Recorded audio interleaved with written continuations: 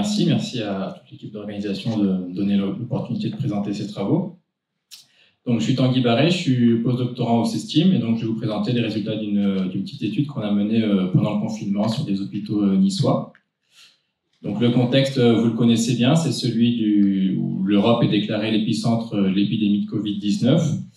Donc, on est en mars 2020, le premier confinement est décrété.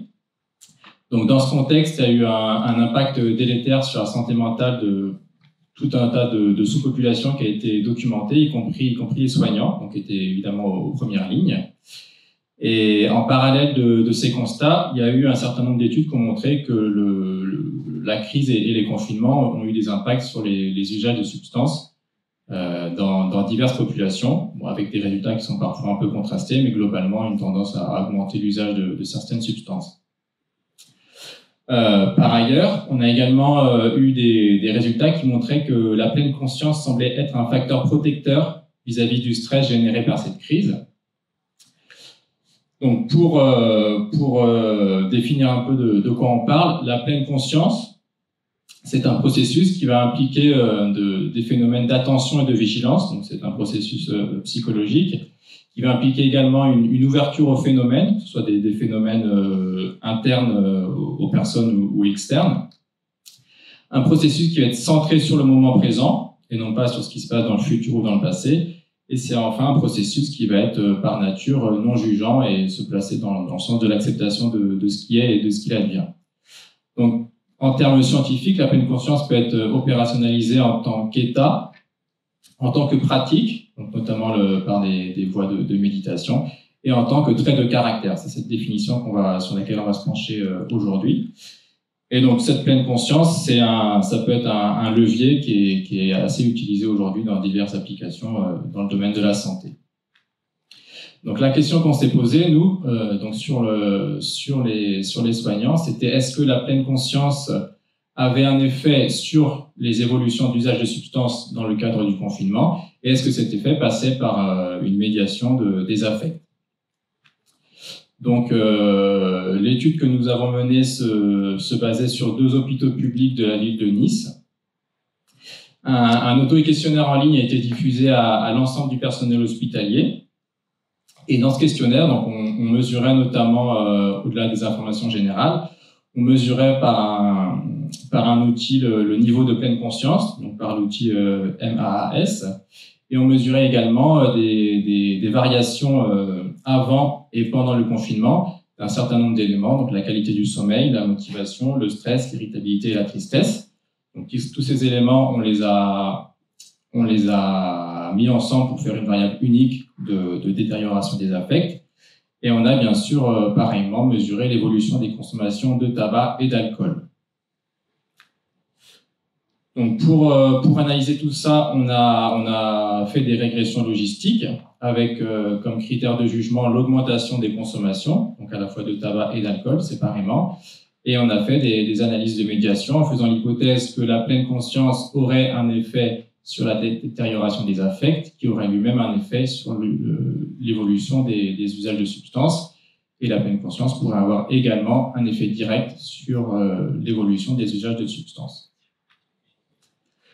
Donc, parmi les répondants, donc on a eu 700 participants avec une majorité de femmes.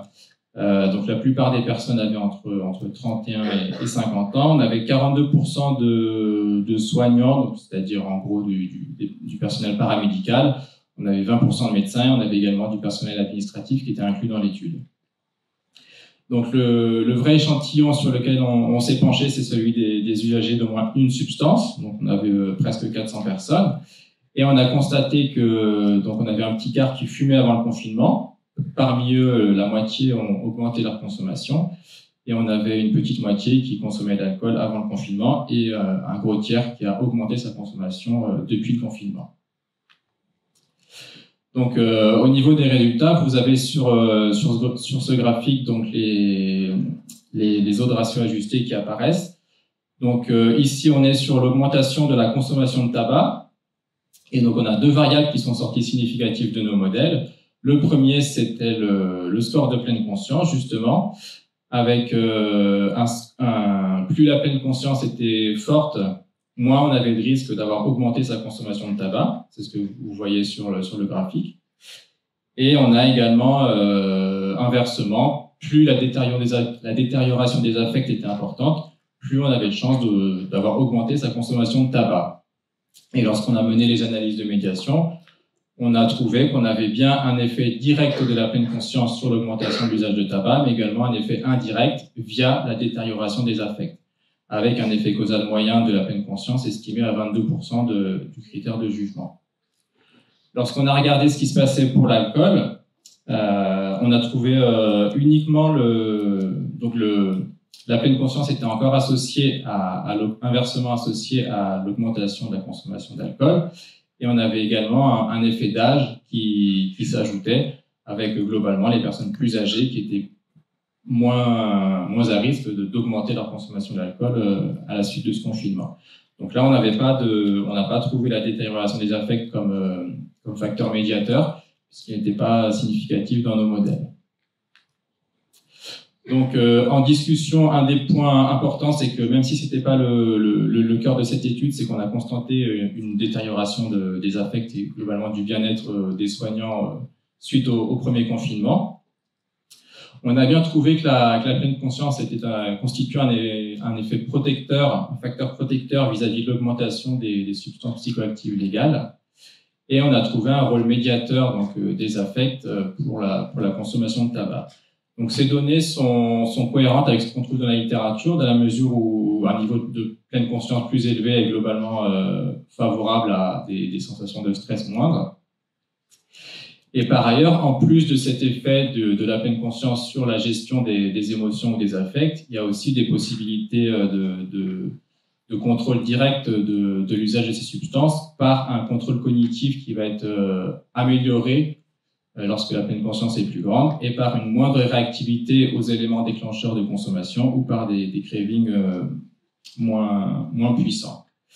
Donc, les données qu'on trouve, c'est également, ce qu'on a trouvé, c'est en cohérence avec des données qui indiquent que des niveaux plus élevés de pleine conscience sont associés à moins de consommation de substances, et à également des données plus interventionnelles qui montrent une certaine efficacité des interventions basées sur la pleine conscience pour réduire l'usage de substances dans le cadre de troubles. Et par ailleurs, il a été aussi montré qu'il était faisable et acceptable d'implémenter des interventions basées sur la pleine conscience dans la population des soignants. Et tout cela peut amener à penser que de telles interventions peuvent être bénéfiques à la fois pour les soignants, dans leur métier, dans leur gestion de crise, et également, évidemment, individuellement sur les patients qui sont susceptibles de recevoir des soins plus qualitatifs si les soignants sont dans de meilleures conditions. Donc, je vous remercie de votre attention et je vous renvoie à l'article publié si vous voulez plus de détails sur cette étude.